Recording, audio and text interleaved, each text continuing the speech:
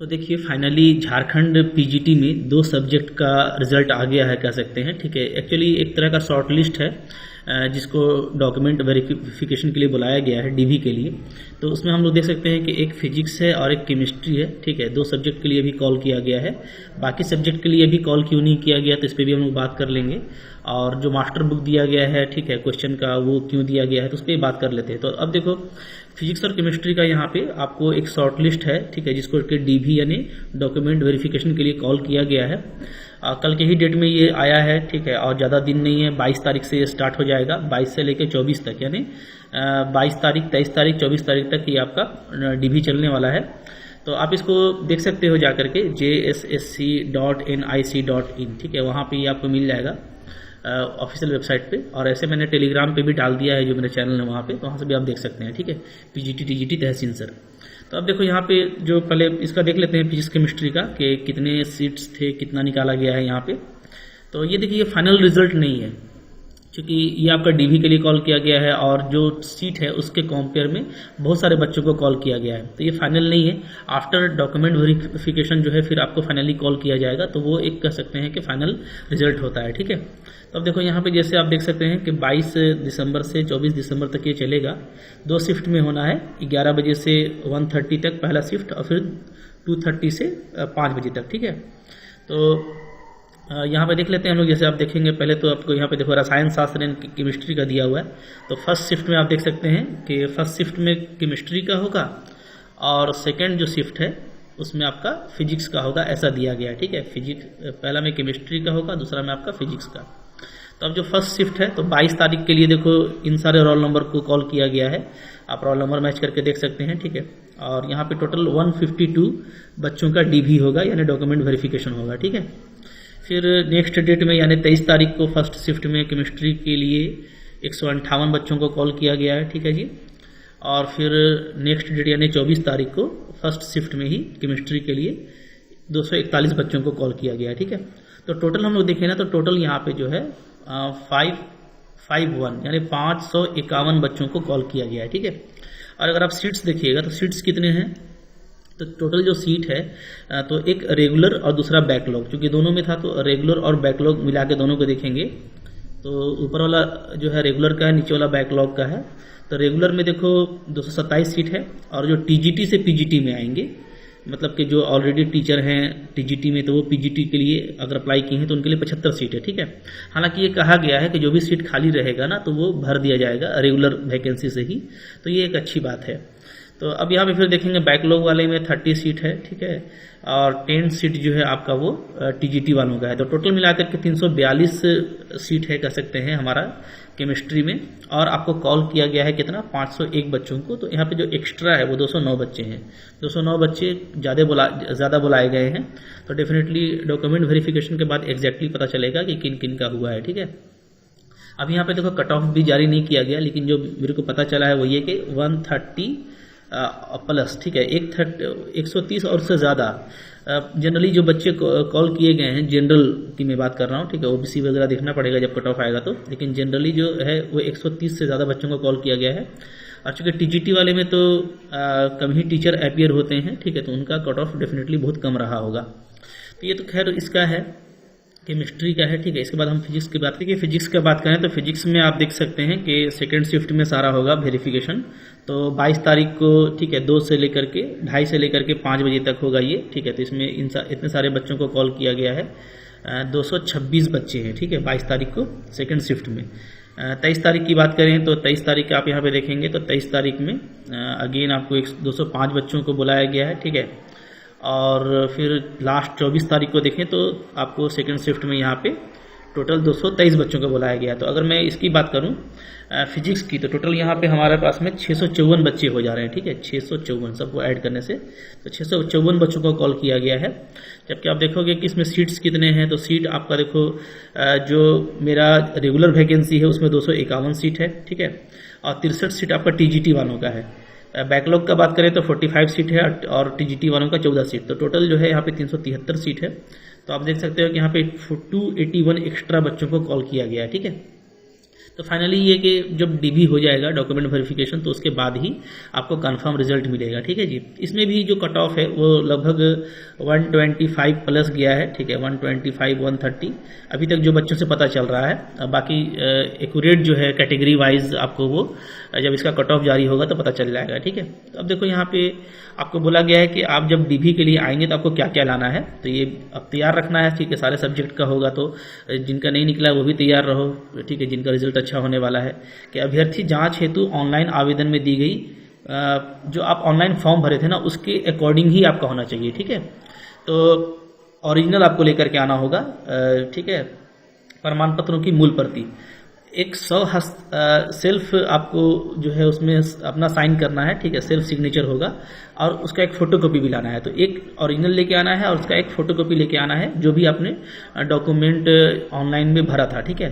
और हाल में खींचा गया 2 पासपोर्ट आकार का रंगीन फोटो लेकर जाना है, तो 2 कलर फोटो ले लीजिएगा।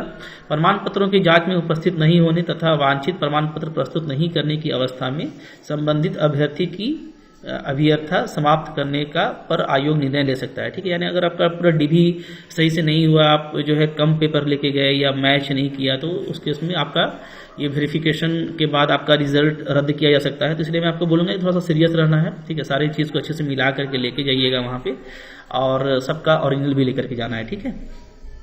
अच्छा, अब देखो यहाँ पे अभ्यर्थी वांछित प्रमाण पत्रों को जो ऑनलाइन आप फॉर्म भरे थे उसके अकॉर्डिंग ही होना चाहिए बोल रहा है, ठीक है। कि मूल एवं स्वहस्ताक्षरित छायाप्रति नीचे दिए गए, अच्छा, इसको क्रम में लगा के आपको एक सीरियल बना लेना है, ठीक है। एक फाइल बना लीजिएगा और उसमें आपको एक सीरियल में रखना है। कौन सा सीरियल होगा, तो देखो सबसे पहले आपको रखना है अपना एडमिट कार्ड, जो जी SSC PGT का एडमिट कार्ड था वो सबसे ऊपर रहेगा, ठीक है। उसके नीचे रहेगा आपको जो आपका मार्कशीट है, अंक पत्र है, ठीक है, मैट्रिक का, फिर इंटर का, फिर आपका ग्रेजुएशन का, फिर आपका PG का, ठीक है, और फिर B.Ed का। तो इस तरीके से आपको सीरियल ऑर्डर में रखना है, सबसे ऊपर मैट्रिक, फिर इंटर, फिर ग्रेजुएशन, फिर PG और फिर आपका B.Ed, इसका मार्कशीट रखेंगे, ठीक है। फिर उसके बाद आरक्षण और स्थानीयता संबंधी प्रमाण पत्र, यानी आपके पास में आप झारखंड के हैं तो आपका रेसिडेंशियल, ठीक है।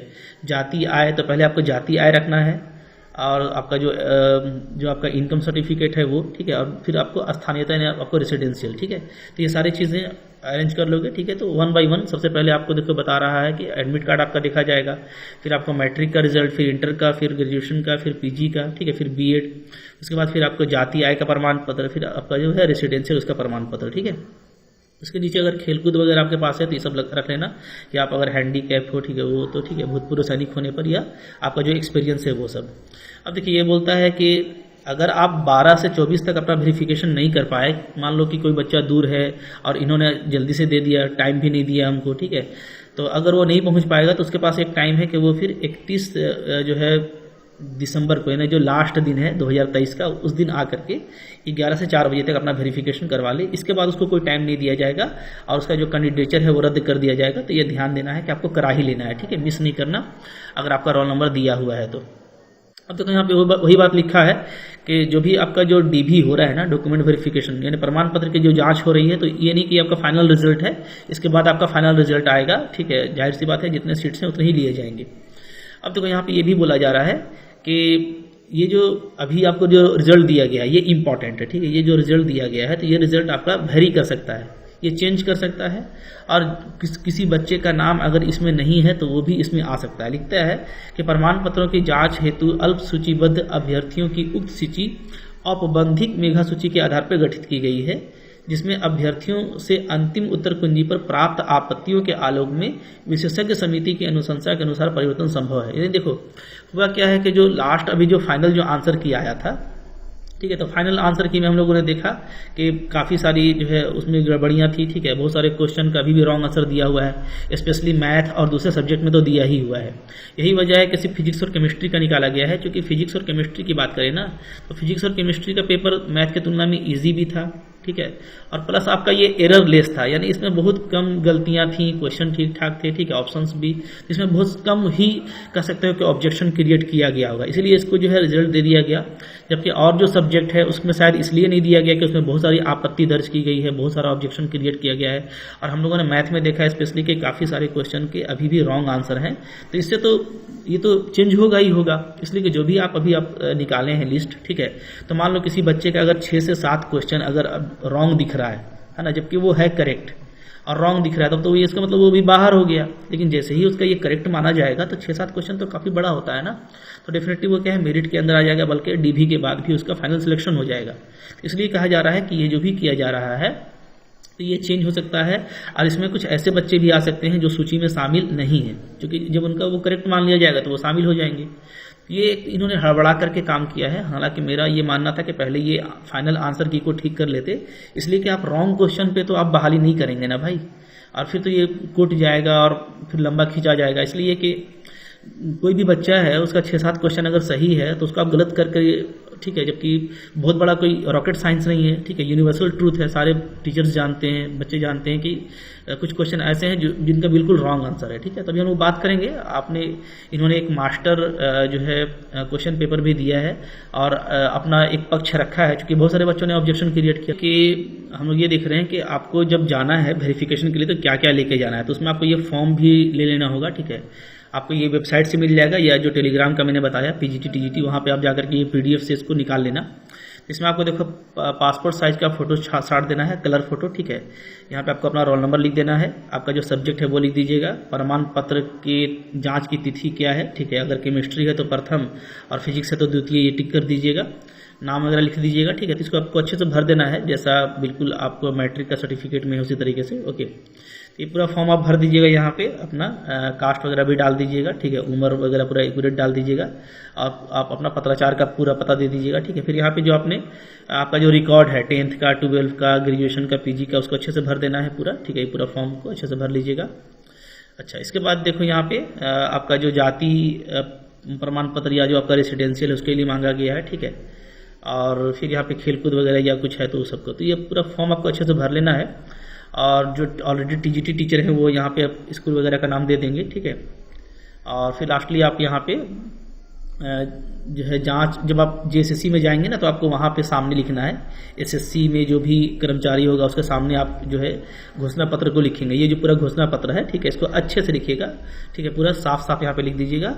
और फिर यहाँ पे जांच का पदाधिकारी का जो है आपका सामने उसका सिग्नेचर हो जाएगा, आप वहाँ पे साइन करिएगा। यहाँ पे हिंदी में साइन हो जाएगा आपका, और यहाँ पे आपका इंग्लिश में साइन हो जाएगा, ठीक है। तो साइन वगैरह करके ये फॉर्म आपका फाइनली अंगूठा का निशान लगा करके ये आपका वहाँ पे सबमिट हो जाएगा। तो इसको आपको पूरा रेडी करके जाना है, ठीक है। और ये आपको वहीं पे जाकर लिखना है, तो यहाँ पे छोड़ दीजिएगा घोषणा, ये जो है ना पूरा ये घोषणा आपको वहीं पे जाकर के लिखना है, ठीक है जी। तो ये ले लीजिएगा साथ में, और बाकी सारा फाइल वगैरह अच्छे से ले लीजिएगा, कोई चीज़ मिस नहीं करना चाहिए, बिल्कुल अच्छे से जाना है, ठीक है। नर्वस तो बिल्कुल फील नहीं करना है, कॉन्फिडेंट रहना है। डेफिनेटली आपने अच्छे से एग्जाम दिया है तो आपका होके रहेगा, ठीक है। अब देखो इसके बाद एक जो मास्टर आंसर बुक दिया है मतलब JSSC ने, वो भी हम लोग देख लेते हैं। तो यहाँ पे देखो कल एक और नोटिस आया, उसमें ये बात दिया हुआ है कि जो फाइनल आंसर की इन लोगों ने दिया था, ठीक है, जो इन्होंने फाइनल आंसर की दिया था, तो फाइनल आंसर की के बाद क्या हुआ कि ये देखा गया कि जो रिस्पॉन्स सीट है, ठीक है, तो रिस्पॉन्स सीट में भी बहुत सारे बच्चों ने ये देखा कि उनका जो है ऑप्शन चेंज हो गया है या किन्हीं का क्वेश्चन। तो इन्होंने एक बहुत ही हल्की सी बात लिखी है, ठीक है, इसलिए मैं हल्का बात बोल रहा हूँ कि ये तो होता ही है। इन्होंने लिखा है कि कोई भी एग्जाम जब होता है तो वो उसके लिए एक मास्टर क्वेश्चन पेपर तैयार किया जाता है, ठीक है। CBT में भी यही होता है, एक मास्टर क्वेश्चन पेपर तैयार किया जाता है और जिसमें सारे क्वेश्चन रहते हैं, ठीक है। फिर उस मास्टर क्वेश्चन में जम्बलिंग किया जाता है, यानी शफलिंग होता है। जो क्वेश्चन जैसे मान लो 1 2 3 4 इस तरह से क्वेश्चन है ना, तो कोई बच्चे के पास मान लो क्वेश्चन नंबर 1 है तो किसी बच्चे के पास में वो क्वेश्चन नंबर 4 कहलाएगा, किसी बच्चे के पास में वो क्वेश्चन नंबर 12 होगा। तो ये जो क्वेश्चन का सीरियल ऑर्डर है ये तो पहले चेंज कर जाता है, ठीक है। उसके अलावा जो ऑप्शन होता है ABCD ये भी शफल करता है, यानी ऐसा नहीं कि कोई किसी को झांक करके देखे कि वो A टिक कर रहा है तो अभी A टिक कर दे, ऐसा नहीं होता। क्योंकि हो सकता है कि आपके पास में A के पास में मान लो 40 है, ठीक है, 30 है, 20 है, 1 और 10 है, ऐसा कोई है, तो अब किसी दूसरे बच्चे के पास में वो कैसा होगा, तो A में दिया हुआ रहेगा 30, B में दिया हुआ रहेगा 40, C में 10 और D में 20, ऐसा। तो अब जैसे मान लो 30 आंसर है तो इसमें B करेक्ट हुआ, तो यहाँ पे जो है A करेक्ट होगा। इसी तरीके से किसी और बच्चे के लिए वो ऑप्शन सफल कर जाता है। तो ये इन्होंने लिख करके दिया है कि भाई चूंकि हम लोग मास्टर क्वेश्चन पेपर तैयार करते हैं, फिर उसमें ऑप्शन का जम्बलिंग और जो क्वेश्चन का है वो जम्बलिंग होता है, ठीक है, जिसके वजह से जब बच्चों ने फाइनली मिलाया तो उनके पास काफ़ी त्रुटि उनको दिखी। तो ये तो देखो कॉमन चीज़ है, इससे त्रुटि होने का नहीं है, बच्चे इससे त्रुटि भी नहीं करते हैं। एक्चुअली। तो इन्होंने एक मास्टर क्वेश्चन यहाँ पे दे दिया है, देखो यहाँ पे ये लिंक दिया हुआ है जिससे आप लोग मास्टर क्वेश्चन अपना डाउनलोड कर सकते हैं ताकि उसमें आपको सही सही आंसर मिल जाए। बट हम लोगों ने इसको करके देखा है और हमने ये भी देखा कि मैथ के केस में अगेन वही हो रहा है कि बहुत सारे क्वेश्चन का रॉन्ग आंसर वहाँ पे भी लिखा हुआ है, ठीक है। तो ये तो खैर एक सीबीटी में एक जो है छोटा सा पैटर्न है। तो देखो इसके हम लोगों ने मैथ का भी किया है, ठीक है, डाउनलोड। तो हम लोगों ने ये देखा कि भाई उसमें भी अभी बहुत सारा क्वेश्चन रॉन्ग है, ठीक है, और भी सब्जेक्ट का आप देख सकते हैं। तो फाइनली मैं यही कहूँगा कि ये लिख रहे हैं कि अभ्यर्थियों से प्राप्त अन्य आपत्तियों यथा प्रश्नों का दोहराव, अंतिम उत्तर कुंजी पर आपत्ति आदि के आलोक में फिर से ये विशेषज्ञ समिति से मंतव्य के अनुसार निराकरण का सूचना जो है जल्दी से वेबसाइट पर लगा देंगे।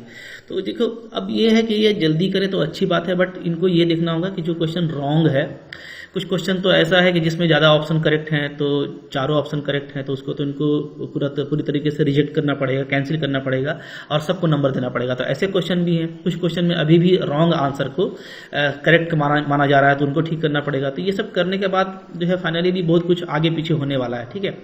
तो उम्मीद है और भी सब्जेक्ट का रिजल्ट जल्दी आएगा, बट उससे पहले इसको करेक्ट कर दिया जाएगा तो वो ज़्यादा बेटर रहेगा स्टूडेंट के हित में। चलो बट रिजल्ट का एक बार सिलसिला चालू हो गया है तो आप अपनी तैयारी रखिए, ठीक है। और भी कोई अपडेट होता है तो मैं आपको बताऊंगा, बट ये छोटी सी बहुत सी बात इन्होंने अपना पक्ष रखा है, काफ़ी छोटा सा बात इन्होंने रखा है कि ऐसा इसकी वजह से भी हुआ होगा, इसकी वजह से नहीं होता, ठीक है। मास्टर कॉपी हर जगह होता है, मास्टर कॉपी नाम ही है उसका मास्टर कॉपी, वो एक पेपर होता है, ठीक है, फिर उसमें शफलिंग होता है तो वो सीबीटी पे अरेंज होता है। तो ये तो खैर इसका एक पैटर्न है, बट ये है कि जो क्वेश्चन गलत है, ठीक है। अब कोई भी बच्चा ये देख रहा है ना, चाहे वो थोड़ी देख रहा है कि बी में है कि सी में, वो देख रहा है कि बी में मैंने 30 जो किया था यही सही है, और आप उसको जबरदस्ती C20 लिख रहे हो। तो सी या बी का कोई मैटर नहीं है यहाँ पे आंसर का मैटर है। तो वो इनको सुधारना चाहिए और सुधार के जल्दी से आंसर निकालना चाहिए और जल्दी से बहाली होनी चाहिए, हम यही चाहते हैं। तो चलो यही 2 चीज़ें थी, और कोई फर्दर अपडेट आता है तो मैं उसके बारे में आपको बता दूंगा। तो आई होप आपको ये इन्फॉर्मेशन अच्छा लगा होगा तो लाइक कीजिएगा, चैनल पे नए सब्सक्राइब कीजिए, ठीक है, और तैयारी करते रहिए, ठीक है। किसी भी तरह के अपडेट में मैं आपके साथ में रहने वाला हूँ, ठीक है। Thank you very much.